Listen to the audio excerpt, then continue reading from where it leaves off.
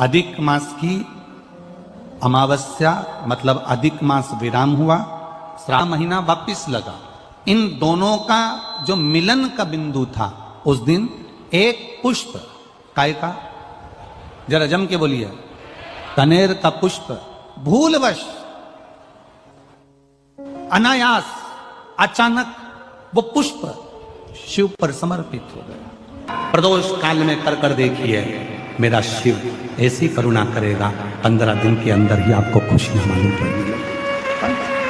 पुरुषोत्तम का अमावस्या, पुरुषोत्तम की अमावस्या, तुलसी की लकड़ी पानी में घुमाकर, लकड़ी नहीं हो तो माला तो होगी ही, जल में भ्रमण कराकर, जल में घुमाकर, तुलसी की लकड़ी को जल में डालकर स्नान जो करता है, मात्र घुमाना है, लकड़ी डालकर नहीं रखना है, घुमाकर अपने पूजन वाले स्थान पर रखना, या पानी में पहले से घुमा लो, उस पानी को ले जाकर डाल दो। अमावस्या स्नान जो जीव करता है, पुरुषोत्तम की अमावस्या का शिव महापुराण की कथा कहती है, जितनी वर्ष में सोमती पड़ती है, सोमती अमावस्याएं पड़ती हैं, शनिचरी अमावस्याएं पड़ती हैं, सारी अमावस्या का पुण्य उस जीव के खाते में चला जाए। अमावस्या का स्नान शिव महापुराण की कथा कर रही है। अमावस्या अधिक मास के 30 दिन पूरे हो रहे हैं। अमावस्या का दिन था, दूसरे दिन अधिक मास का जब संजोग होता है, विराम का दिन होता है। आपको कथा में भी पहले कहा, मेहमान तुम्हारे यहाँ रहते हैं जब तक बच्चों को कुछ नहीं देते हैं। मेहमान जिस दिन जाते हैं 200-500 रुपए बच्चों को दे जाते हैं। अधिक मास का विराम का दिन वापिस मध्य का प्रारंभ का दिन वापिस हो जाता है। जब अधिक मास विराम होगा, 33 कोटि देवता, यक्ष, गंधर्व, देवता, पितर सब उस दिन लुटाते हैं, संपदा देते हैं, वैभव देते हैं। और उस दिन भूल से भी अगर एक कनेर का फूल शंकर भगवान पर चढ़ जाता है तो जिंदगी का सारा भंडार भर जाता है। एक पुष्प कनेर देखा है, पंचपुष्प शिव महापुराण की कथा बाकी है पहले, उसमें कनेर के फूल का भी दर्शन कराया था। ये रोड के ज्यादातर लोग ये कनेर का जो फूल है ना, रोड के बीच में लगा देते, क्योंकि उसको जानवर भी नहीं खाता, पशु भी नहीं खाता, पक्षी भी नहीं खाता, जहरीला लगता होता, पीले कलर का होता, लंबा, काम भी कुछ नहीं आता। बस वो कनेर का फूल, और आंधी तूफान पानी गिरता है तो जमीन पर टपक जाते, ढेर सारे गिर जाते। देखे कि नहीं देखे? अरे बोलो तो जम के, देखा है ना? उसको बकरी भी नहीं खाए, पशु भी नहीं खाए, पक्षी भी नहीं खाए, जानवर भी नहीं खाए, जहरीला कनेर का पीला पुष्प। भूलवश आज राजा नल और दमयंती जा रहे थे, उनको फूल नहीं मिले, शिव जी को समर्पित करने के लिए कोई पुष्प ना मिला। इनको अंदाजा नहीं है कि आज अधिक मास का विराम है। आज नहीं ज्ञात था कि 33 कोटि देवता अपना भंडार लुटाने के लिए तैयार रहते हैं। 33 कोटि देवता भूलवश।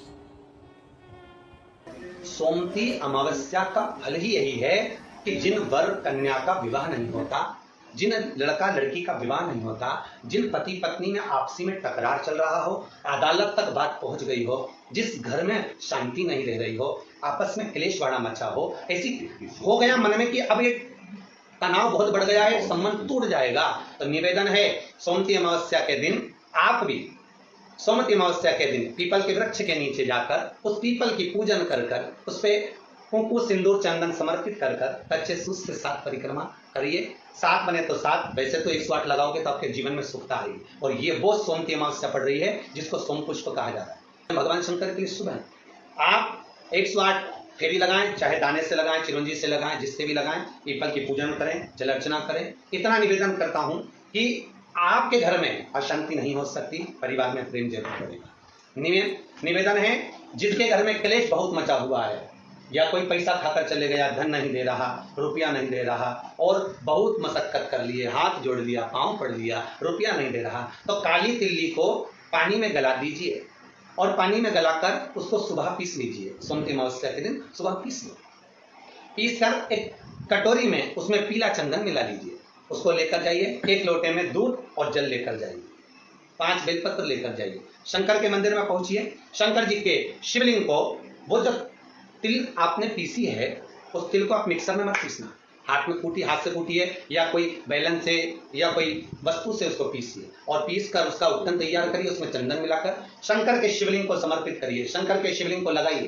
केवल शिवलिंग को ही नहीं, भगवान शंकर की संपूर्ण जलाधारी पर, जहां शंकर भगवान की बेटी अशोक सुंदरी है, कार्तिकेय जी हैं, गणेश जी हैं, उस पूरे जलाधारी में जहां पार्वती मैया भी विराजमान है, पूरी जलाधारी को समर्पित करिए। समर्पित कर कर त्रिपुंड लगाइए, अपनी 3 उंगलियां उसी चंदन पर फेर दीजिए। फेर कर अपनी कामना कर कर बेलपत्र चढ़ा दीजिए। 5 या 7 बेलपत्र आपके भाव से आप शिव को समर्पित कर दीजिए। समर्पित कर कर हाथ में कलश लेकर, दूध और जल मिला हुआ पात्र लेकर शंकर को समर्पित करिए और बाबा भोलेनाथ से विनती करिए कि जिस व्यक्ति ने हमारा धन खाया है, जिस व्यक्ति ने पैसा रख लिया या कोई लेकर चले गया या कोई ऐसा काम हो गया कि वो धन आ ही नहीं रहा है, बहुत तकलीफ में है, तो बाबा से विनती करो। मुझे पूरी उम्मीद है कि सोमती अमावस्या इस बार आप जो कर रहे हैं, अगली सोमती अमावस्या जब आएगी, इतनी प्रसन्न चित्त में आप ये पूजन करेंगे, वापिस करेंगे और पूरे परिवार समेत करेंगे। जब आपका धन आ जाएगा, वैभव हो जाएगा, तो आप वापिस उसको धारण करेंगे। फिर निवेदन और लिख के रखना, अगली सोमती को फिर करना, जब सोमती अमावस्या पड़े फिर उसको करिएगा, आपको फल अधिक मिलेगा। मेरा निवेदन, जिन कन्या और वर के विवाह नहीं हो रहे, वो सोमती अमावस्या के दिन जाकर बाबा पीपल के पेड़ की फेरी अवश्य दें। 108 नहीं बने 7 अवश्य दें। पूजन कर कर, दिया लगाकर, घी का दीप प्रज्वलित कर कर बड़े आनंद में पीपल देव का पूजन करें। और निवेदन, जिस व्यक्ति को रोग बहुत हो, चाहे शुगर हो, बीपी हो या घुटने में दर्द हो, कमर में दर्द हो या बहुत कष्ट का जीवन निकल रहा हो, यहाँ तक कैंसर जैसी भी बीमारी यदि आपको है, सोमती अमावस्या को मत छोड़ना। निवेदन है, आप एक पात्र जल जिसमें पीला चंदन, पात्र के जल में एक कलश में जल लीजिएगा, उसमें पीला चंदन घोल लीजिए। पीला चंदन घोलकर उसमें थोड़ी सी काली मिर्ची पीस कर मिला लीजिए। काली मिर्ची को पीस कर डाल दीजिए और उसमें 7 बेलपत्र उसके अंदर डाल दीजिए। 7 बेलपत्र के साथ में 7 वृक्ष के पत्ते, कोई भी वृक्ष जो आपके पास में हो, 7 वृक्ष के पत्ते उस कलश में डाल दीजिए। घर से निकलते समय पूरे घर का भ्रमण करते हुए, जिस व्यक्ति को रोग बहुत है उस व्यक्ति का स्पर्श कराते हुए वो जल शंकर भगवान के ऊपर समर्पित कर कर, थोड़ा सा जल बचाकर, पत्तियां सब शिव जी को चढ़ाकर थोड़ा सा जल बचाकर शंकर की देहली पर चढ़ा दीजिए। शंकर की चौखट पर, भगवान शंकर के शिवलिंग की चौखट पर समर्पित करें। शिवलिंग की चौखट पर समर्पित कर कर उसी जल जो आपने देहली पर चढ़ाया है, उसी जल का भाग थोड़ा सा कटोरी में 1 चम्मच के बराबर लेकर आइए। जो व्यक्ति बीमार है उसके शरीर पर उसको छींटा दीजिए। 3 बार छींटा देना है, सुबह, दोपहर और शाम। उसके बाद में बाबा विश्वनाथ से प्रार्थना करिए। शाम के समय घर के बाहर एक घी का दिया अवश्य लगाइए। मुझे पूर्ण उम्मीद है सोमती अमावस्या रोग मुक्त करेगी, अधिक फल आपको प्रदान करेगी, सुख का अनुभव कराएगी, आपके जीवन का कल्याण करेगी। और निवेदन, सोमती अमावस्या हमारे जीवन को फलित करने वाली, सुख देने वाली, आनंद देने वाली, हम उसका लाभ अवश्य लें।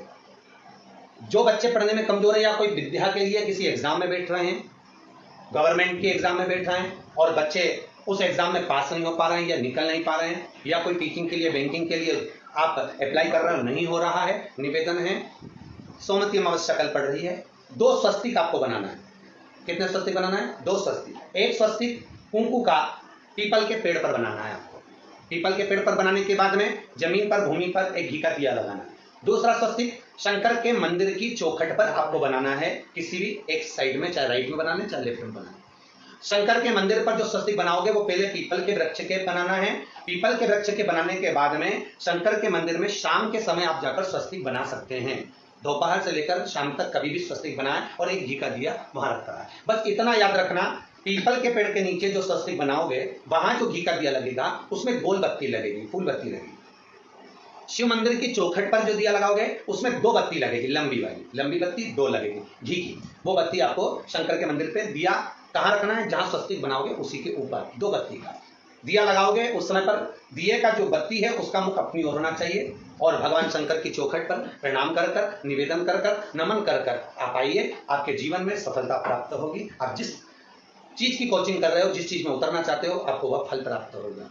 आप सब टीवी पर श्रवण करेंगे, आप सब फेसबुक पर श्रवण करेंगे, यूट्यूब पर श्रवण करेंगे, इसके यजमान आप हैं। आप सबको इस कथा का लाभ लेना है। जितनी ज्यादा आप लोग व्हाट्सएप पे इसको भेज सकते हैं, लिंक शेयर कर सकते हैं, लिंक शेयर करें और इस कथा को जो 3 आप उस पर कथा जरूर सुनिएगा, अपने जीवन को धन्य बनाइएगा। भगवान शिव की कथा कर रहे हैं। चंचुला देवी तुमरुका जी के पास में पहुंच गई। अब तुमरुका जी ने पूछा, चंचुला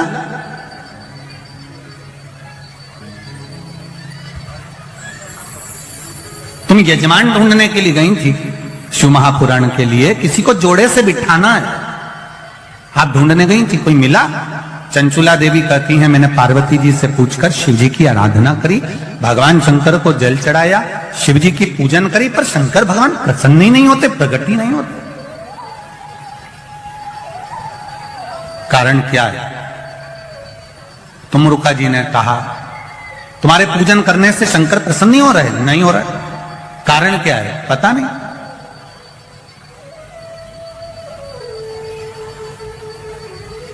तुमरुका जी ने देवऋषि नारद को बुलाया, नारद जी आए, श्रीमन नारायण श्रीमन नारायण। नारद जी ने आकर पूछा तुमरुका जी क्या बात है, आपने मुझे याद किया, बोलो क्या बात है। ये चंचुला देवी शंकर जी की आराधना कर रही है, जल चढ़ा रही है, सब कुछ कर रही है, इसके बाद भी शिव पार्वती जोड़े से आकर कथा के यजमान क्यों नहीं बनते? कहा देवऋषि नारद ने कहा कि ये जब जल लेकर जाती है जल भूमि पर गिर जाता है। किसी अतिथि को भोजन कराते समय हाथ से गिलास, ट्रे से गिलास नीचे गिर जाता है, या पूजन करते समय कलश जमीन पर लुढ़क जाता है, या भगवान को जल चढ़ाते समय पानी का कलश जमीन पर गिर जाता है। देवऋषि नारद पुराण में कहते हैं उसका एक कारण होता है कि जो पूजन कर रहा है, जो भोजन करा रहा है, या जो जल देने जा रहा है, उसके पूर्वज जरूर प्यासे हैं और उनको अन्न का भाग नहीं मिल रहा, इसलिए वो जल बार बार भूमि पर गिर रहा।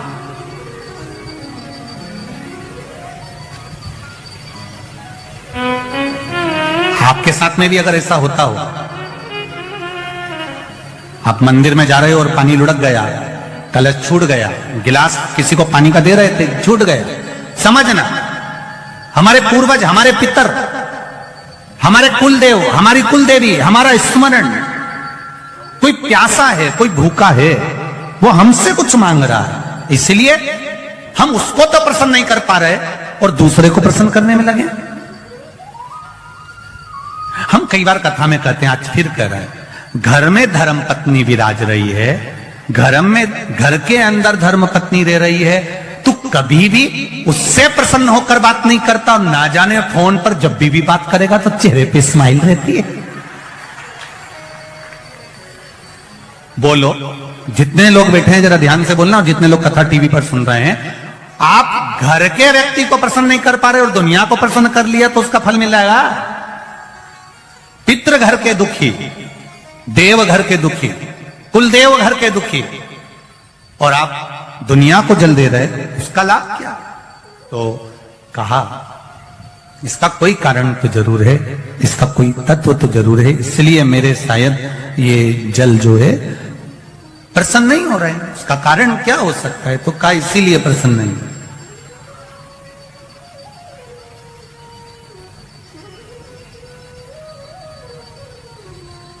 ये धर्म पत्नियां जो होती हैं ना, ये बहुत ध्यान रखती हैं अपने पति के चेहरे का।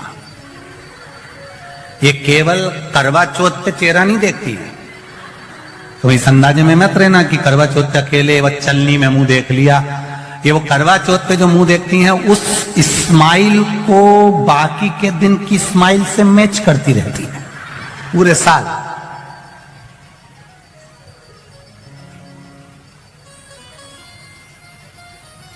ये देखती रहती है। महाराज, अब चंचुला देवी को मालूम पड़ गया, देवऋषि नारद ने कह दिया जरूर इसके घर के पूर्वज बिंदु को जल नहीं मिला है, पूर्वज को जल नहीं मिला, जरूर कोई बात है, क्या करा जाए? देवऋषि नारद ने कहा, अब यह बात तो तुमरुका जी बता सकते हैं कि शंकर भगवान पितरों को कैसे संतुष्ट कर सकते, पूर्वजों को कैसे संतुष्ट कर सकते? वह हाथ से पानी गिरना कैसे बंद हो सकता है? जल का पात्र ले जाते समय गिरना कैसे बंद हो सकता है? वो कैसे बंद हो सकता है? ये तुमरुका जी कर सकते हैं। तुमरुका जी ने चंचुला देवी को देखा, चंचुला जी कहती हैं मुझे कथा करवाना है, आप कुछ भी करो, पर देव ऋषि नारद कुछ बताओ कि मेरे ये भोलेनाथ राजी हो जाए और शंकर पार्वती कथा का रसतत्व ग्रहण करें। अब कहो कुछ। तुमरुका जी ने कहा, चंचुला तुम शिव जी की आराधना तो करती हो, पर कभी तुमने शंकर भगवान पर पंचामृत समर्पित नहीं करा। जरा ध्यान दीजिएगा, भगवान ब्रह्मा और भगवान विष्णु को सबसे ज्यादा प्रिय है खीर, आटा सिका हुआ का जो सीरा बनता है, पंजेरी बनती है, वो भगवान ब्रह्मा और भगवान विष्णु की प्रियता है। भगवान सत्यनारायण जी की प्रियता प्रसाद। देवी को प्रिय है चना, हलवा, सीरा, पूड़ी। सरस्वती जी को, राम जी को, दत्त को, भगवान नारायण को प्रिय है केसरिया भात। पर 33 कोटि देवी देवताओं में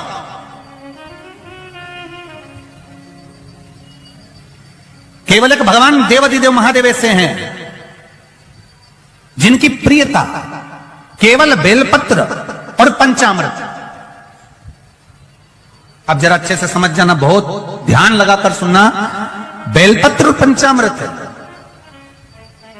तो कहां पंचामृत तो स्नान के काम आता है भगवान को। दही चढ़ाओ, पंडित जी बोलते हैं, दूध चढ़ाओ, शहद चढ़ाओ, शक्कर चढ़ाओ, दूध चढ़ाया, जल चढ़ाया, गंगा जल चढ़ाया, ये सब तो हम भगवान के स्नान में काम लेते हैं। नहीं, अगर आप शिव जी को एक कटोरी में पंचामृत बनाकर ले जाते हैं, दूध, दही, शहद, घी, शक्कर, ये सब मिलाकर यदि आप लेकर जाते हैं और ले जाकर भगवान शंकर के सामने समर्पित करते हैं, एक बेलपत्री अशोक सुंदरी, अभी तक आपने जो बेलपत्री चढ़ाई है अशोक सुंदरी के ऊपर, डंडी का मुख जहां से पानी बहता है उस ओर रखा जाता है। पर जब हमें ऐसा लग रहा है कि हमारे पितृ भूखे हैं या हमारे पूर्वज प्यासे हैं या उनको भाग नहीं मिल रहा, इसलिए मेरा कोई काम नहीं हो रहा, इसलिए शिव राजी नहीं हो रहा है, तो ये बेलपत्री के भाग को बदल दिया जाता है। ये बेलपत्री अशोक सुंदरी की जगह पर जब चढ़ाया जाता है तो ये पत्ती का जो भाग है जहां से पानी बहता है उस ओर रखा जाता है और ये डंडी का भाग शिवलिंग की ओर रखा जाता है। और यहीं पर भगवान शंकर को जो तुम पंचामृत बनाकर लेकर गए हो वो पंचामृत चढ़ाया जाता है और वही पंचामृत थोड़ा सा शिवलिंग पर चढ़ा दिया जाता है। उसके बाद में पितृ पूर्वज जल की आस नहीं रखते, न भोजन की आस रखते हैं, क्योंकि शंकर उनको तृप्त कर देते हैं, शिव उनको पूर्ण कर देते हैं। पितरों को कभी गोल बत्ती नहीं लगती। आप मटके के पास में, परिंदे के पास में, जल के पात्र के पास में कोई भी अगर दिया लगाएंगे तो वहां गोल बत्ती रखकर लगाएंगे तो घर में लक्ष्मी नहीं टिकेगी। कई लोग कहते हैं कि परिंदे के पास, मटके के पास में, पानी के स्रोत के पास में जहां जल भरते हैं, हंडा रखते हैं, टंकी रखते हैं, वहां पर मटके के पास बत्ती लगाओ, दिया लगाओ, पितर शांत रहेंगे। तो पितरों को शांत करो, मना नहीं है, पर दिया लगाने का नियम है कि पितरों को अगर आप दिया लगा रही हो मटके के पास, परिंदे के पास, या अमावस्या के दिन पितरों के लिए अगर दीप लगा रही हो तो गोल बत्ती अगर लगाओगी तो कार्य कभी सफल नहीं होगा। धन आएगा जाएगा, टिकेगा नहीं। इसलिए पितरों के लिए अगर दिया लगाना है, पूर्वजों के लिए दिया लगाना है, पितरों के लिए अगर दीप लगाना है तो लंबी। अमावस्या के दिन आपको लगता है कि हमारे पूर्वजों का उद्धार नहीं हुआ, हमारे पूर्वजों का कल्याण नहीं हुआ, कहीं अधोगति में कोई चला गया है, उसका बस एक बार, रोज नहीं जरूरत है, प्रतिदिन जरूरत ही नहीं, महीने में एक बार अगर अमावस्या के दिन भी आपने चंदन के थोड़ा सा चंदन अगर मेरे देवाधिदेव महादेव को 7 स्थान पर समर्पित, 7 स्थान शिवलिंग के बताए हैं जहां पर भूल से भी अगर कोई चंदन की उंगलियां लगा देता है, 7 स्थान ऐसे हैं जहां चंदन की मात्र उंगलियां लगा देने से ही शिव पितृलोक के पितरों को मुक्ति प्रदान करके बैकुंठ लोक का निवास दे देते हैं। 7 स्थान।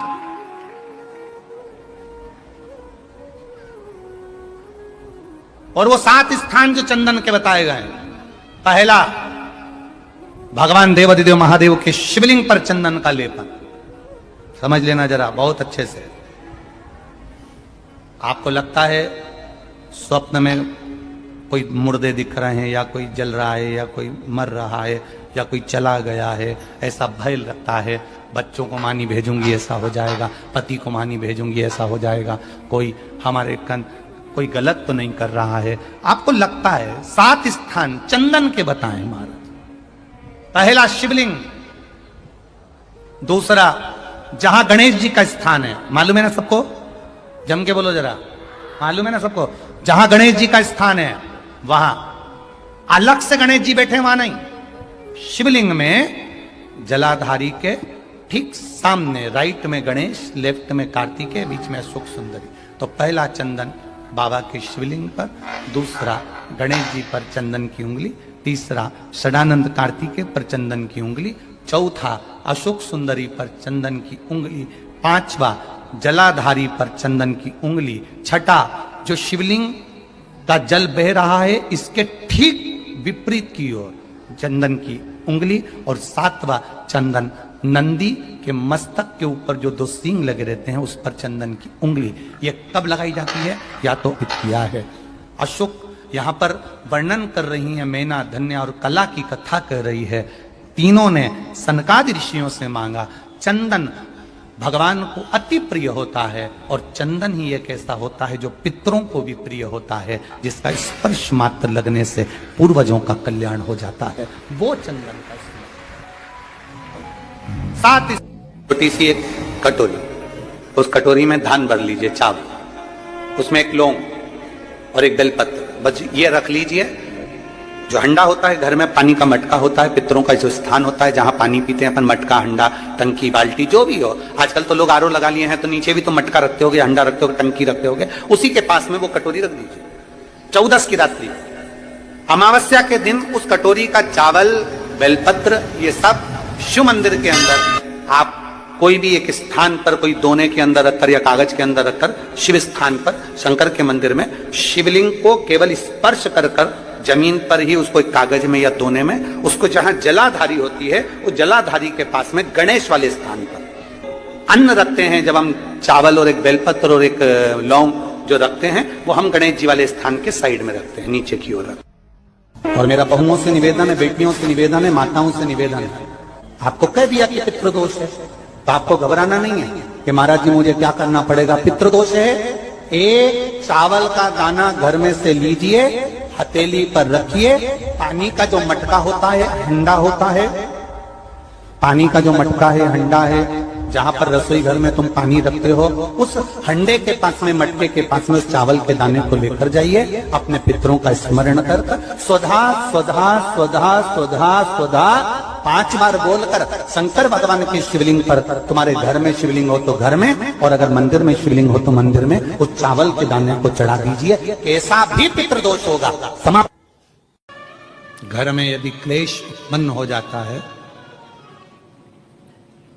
आपका धन, आपकी प्रॉपर्टी, आपकी जमीन, आपका प्लाट, आपका दुकान, आपका पैसा, यदि किसी ने कब्जा कर लिया और छोड़ नहीं रहा, प्रत्येक अमावस्या के दिन पीपल के वृक्ष के नीचे जाकर 2 दीप लगाइए घी के।